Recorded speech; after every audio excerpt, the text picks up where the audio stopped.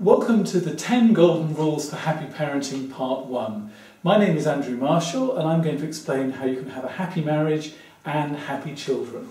Let's look at rule number 1. Don't neglect your marriage, it's the glue that holds your family together. When we have children, we can put all of our energy into our children and forget that we're also partners and that we have needs of our own. If you have a happy marriage, your children will thrive. As a marital therapist, I always know that my couples are doing better when they report that their children are happier. Moving on to rule number 2. Being a parent and a perfectionist don't sit easily together. Aim for good enough.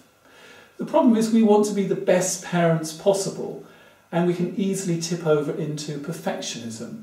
But in fact, actually, good enough is better for our children. So what do I mean by good enough? Obviously, you don't want to neglect them, but if you can fulfill every one of their needs, they don't have a chance to learn things for themselves. That's why good enough is better for your children, and it makes it an awful lot easier for you too, because you allow yourself to have mistakes. Right, number 3. Take your children's feelings seriously. This doesn't mean giving in to every whim. Taking your children's feelings seriously, when you're under a lot of pressure and you're hurrying, it's very easy to chivvy them along rather than actually to listen to their feelings and identify them.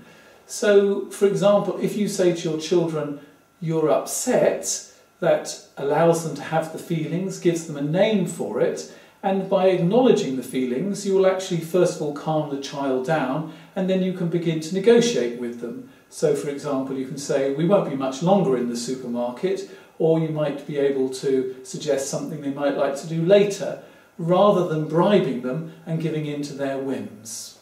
So that's part 1. Come back later for part 2.